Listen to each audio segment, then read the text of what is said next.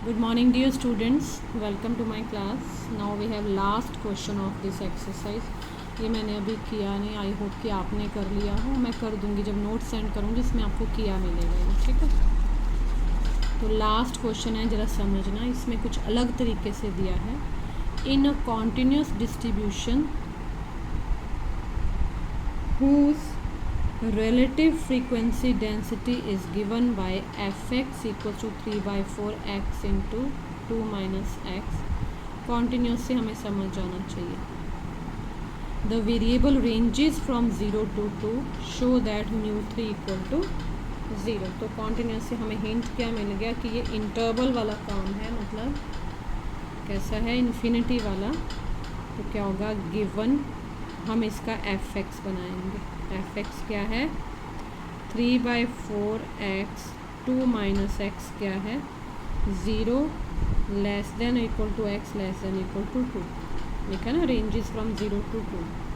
दूसरा दिया ही नहीं है, बस इतनी लिमिट इंटरवल दे रखी है, तो हम दूसरे को अपने आप लिखेंगे 0 एल्सवेयर या अदरवाइज.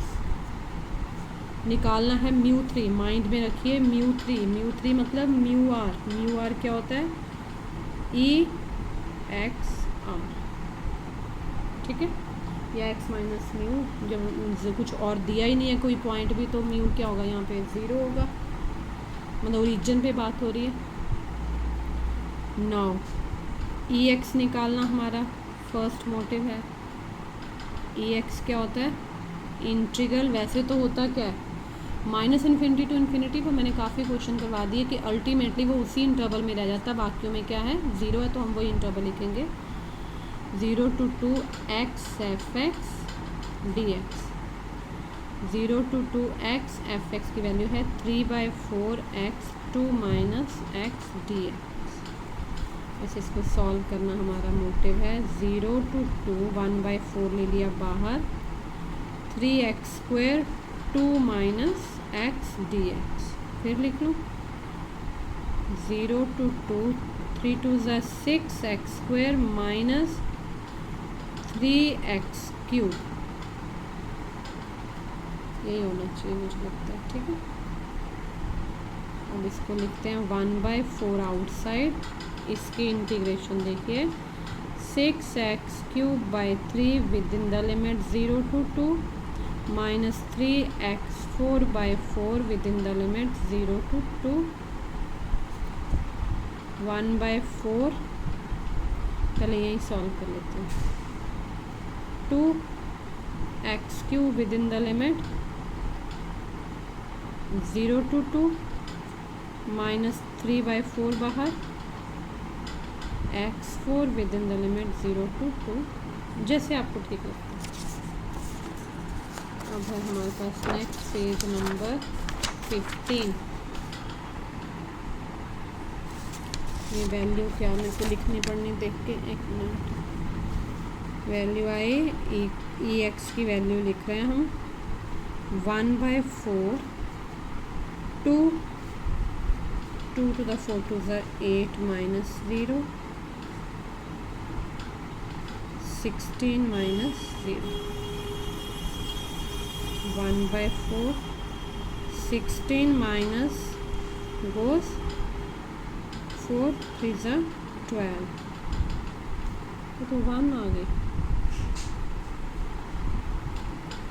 कितनी आई, 1 आई, ठीक है. इसके बाद हम निकालेंगे EX². दैट इज EX कितना आ गया, 1, और म्यू इक्वल्स टू 1.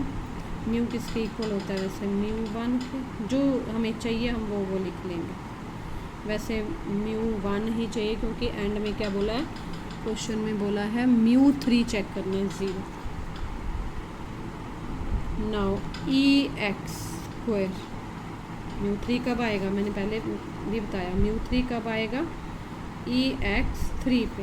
हमें 2 भी चेक करना है, 3 भी करना है. ये होगा integral 0 to 2 x² fx. Integration का ही काम है ये, देखना पड़ना. ये आ गया इंटीग्रल 0 to 2x²।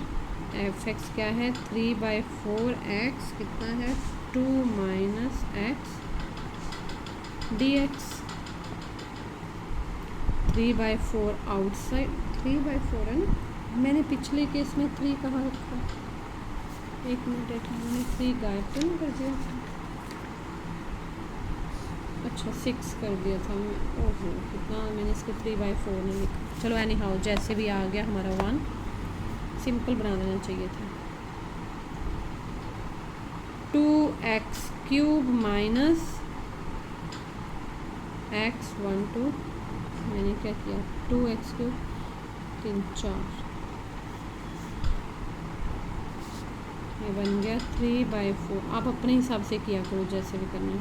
2x³ की x4/4 माइनस x5/5 ठीक है, with in the limit 0 to 2 गोस। ये आ गया 3/4 1/2 x4 का 0 to 2 माइनस 1/5 x5 का 0 to 2 सॉरी हाँ ये पूरे की ब्रैकेट है ना 3/4 1/2 2 to the 4 to the 8 to the 16 minus 0 1/5 2 to the 4 to the 8 to the 16 to the 32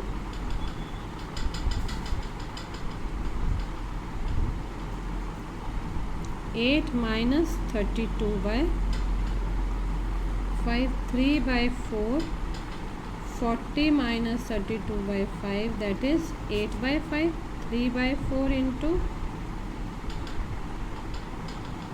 6/5 तो ex² की वैल्यू क्या आ गई 6/5।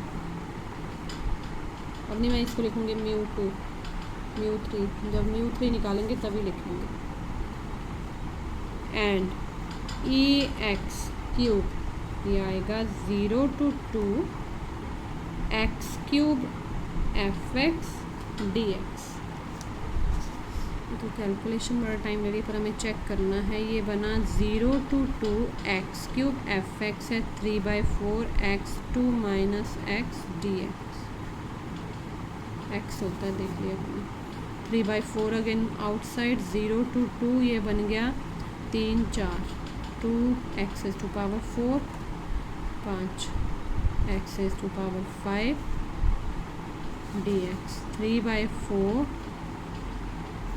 2x5/5 minus x6/6 with in the limits. मैंने इकट्ठा ही लिख दिया पर अलग अलग में ज़्यादा इजी हो रहा है, मैं अब अलग अलग करूँगी कैसे। 2/5 outside x5 with in the limit 0 to 2 1/6 x6 with in the limit 0 to मुझे लिखना पड़ना दूसरी साइड। ये बना 3/4 2/5 into 32 माइनस 0 मैंने लिख ली 1/6 64 ठीक है। 3/4 कटने वाला तो है नहीं कुछ भी, तो 64/5 माइनस 32/3 ऐसे कर लो, लंबी कैलकुलेशन आएगी। अब है 3/4 एलसीएम 15 आया माइनस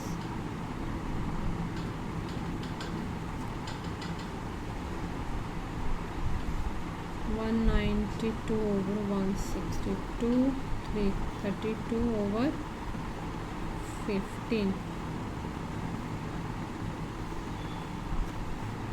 8 over 5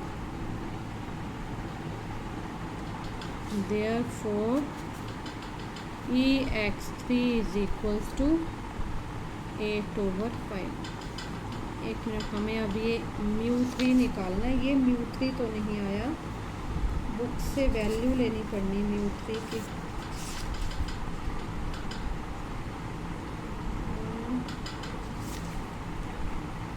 μ3 की वैल्यू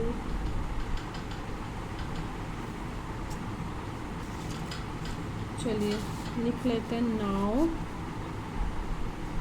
μ3 क्या है, निकाली है मैंने, मुझे मिल नहीं रही कहाँ पे है।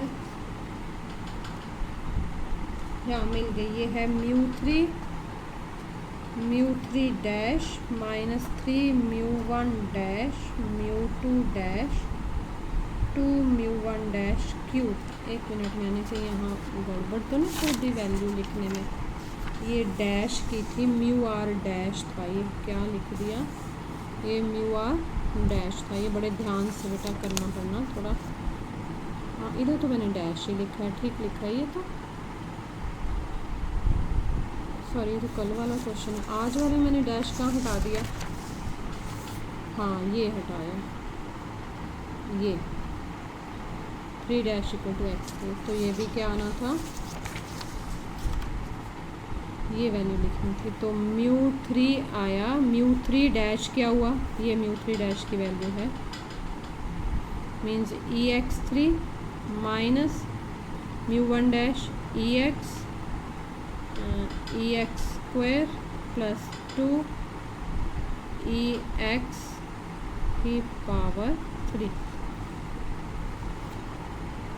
ex क्यूब कितना है 8/5 माइनस 3 ex कितना है, ex निकाला 1, ex स्क्वायर निकाला था 6/5, 2 ex है 1 का cube, 8/5 minus 18/5 plus 2, 5 8 minus 18 plus 5 2 ज़ा 10/5 0 μ3 इक्वल टू, ये बेटा बड़ा ध्यान देने वाली चीज़ है, आज हमसे गलती होगी, भी ज़्यादा टाइम नहीं हुआ तो ज़रा केयरफुली देखो। ये वाला लिखने में कहाँ, ये वाला बड़े ध्यान से, डैश वाला होता है जो μr होता है वो ex माइनस μ होता है। तो ये सारे डैश ही आ रहे थे हमारे पास, मैंने μ भी बोला, 1 कहाँ आया, हाँ इसको क्या बोला हुआ है, μ को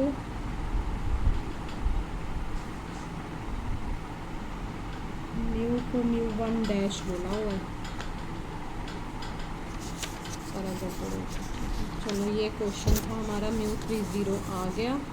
हिंट कहाँ से मिला, जब ये ज़ीरो नहीं बना तो हमें लगा कि हम तो डैश निकाल रहे थे, ये ज़ीरो आया था तो शायद हम यहीं इसको करेक्ट कर देते, पर नहीं ये ज़ीरो नहीं आया तो हमें ये समा, अब ये वैल्यू हमें बुक से लेनी पड़ी, मुझे याद नहीं थी, आप भी ध्यान रखना, थोड़ी निकालनी पड़ेगी।